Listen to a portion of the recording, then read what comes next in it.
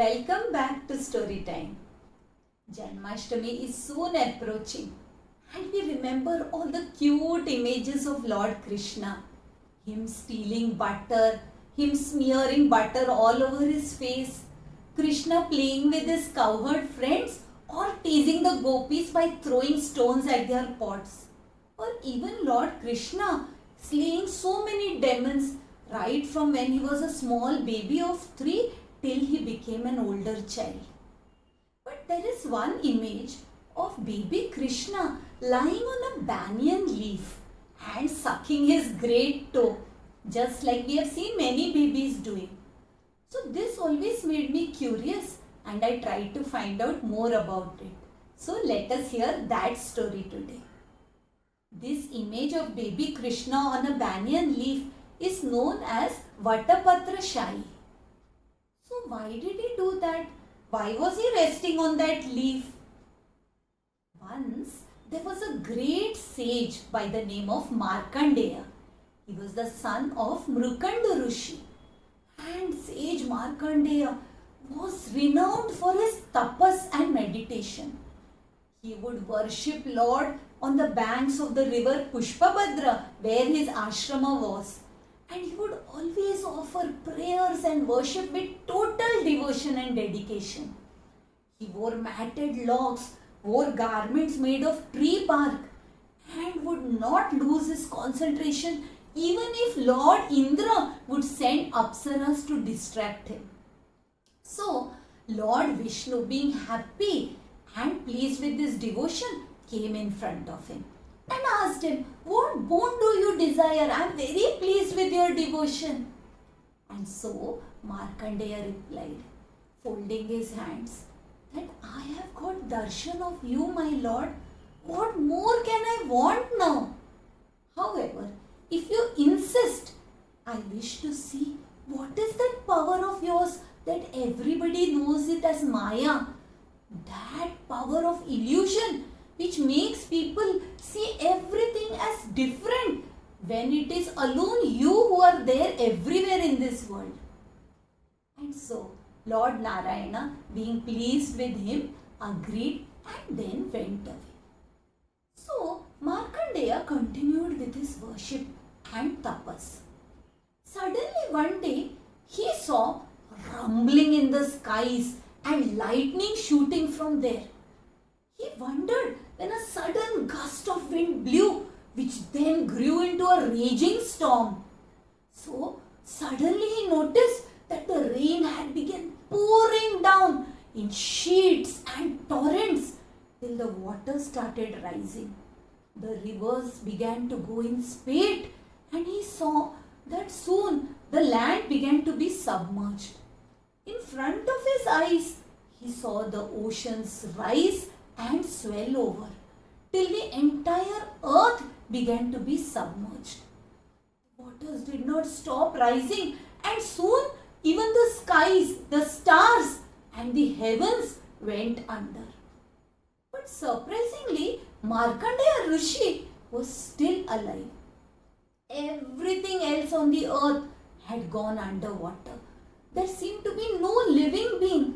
However, on the flood waters, where Markandeya was being tossed about just like a small feather or a straw, he saw that there were ferocious aquatic monsters. Some seemed to be almost devouring him, and at other times he saw that some huge monsters would come and devour these very aquatic animals. He was so confused and bewildered. He could not make out which direction he was floating in, and he kept drifting. It seemed as if millions of years had passed, and yet he saw no end. It was pitch dark when suddenly in the far off waters he saw a patch of light. And as he drifted near that, he saw an island emerge from under the water. And on that island stood a banyan tree. On one of the branches of the banyan tree, there was a leaf on which a small baby seemed to be resting. The edges of the leaf had folded as if to form a basket for the baby. And this baby was dark blue in color and yet shone with a radiance. And in fact, that was the light that he could see from that distance. This baby had curly locks, beautiful eyes, lotus-like fingers and toes, and cherry red lips. And the baby seemed to be smiling, which made Markandeya Rishi suddenly forget his hunger, thirst, exhaustion, fatigue, and misery. He felt a supreme kind of bliss filling his heart. And as he looked in total enchantment at this baby picked up his great toe from his foot and put it in his mouth and began sucking it, just like all innocent babies do. Now, Markandeya Rishi, this great Rishi who was a Trikaladarshi, who could see the present, past and future, still did not know who this baby was, and so he went closer to the baby to investigate.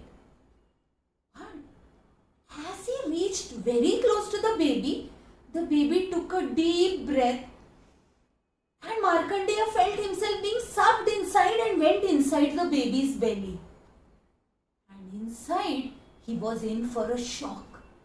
To his total amazement, he saw that the entire universe, which had got dissolved and submerged in the flood waters, were intact and safe within that baby's belly.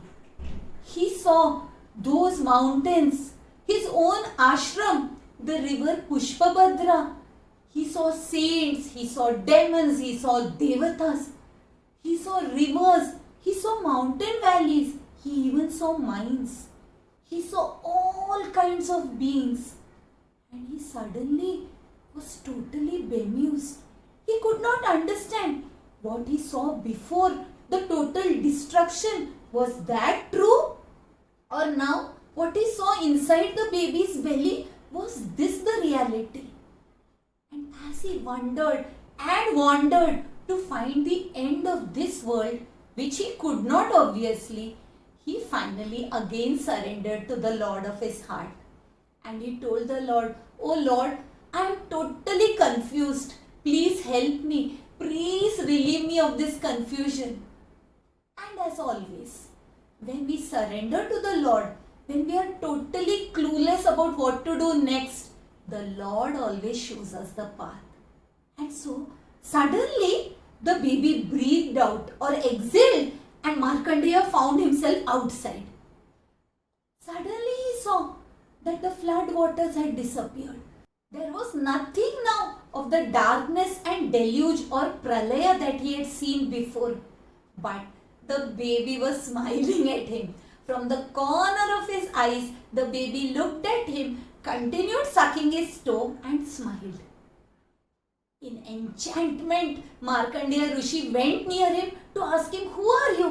and wanted to lift up the baby and embrace him when the baby disappeared. And suddenly, Markandeya Rishi found himself back on the banks of the river Pushpabhadra, near his ashram, standing and offering worship to the Lord. It was as if this dissolution and creation had never happened. What was this illusion? Then he understood that this illusion was Maya, that power of the Lord, due to which we see birth and death, creation and destruction, whereas everything is like a magic show. It actually never happens. Everything is inside the Lord Narayana himself. Narayana, the Lord of the waters.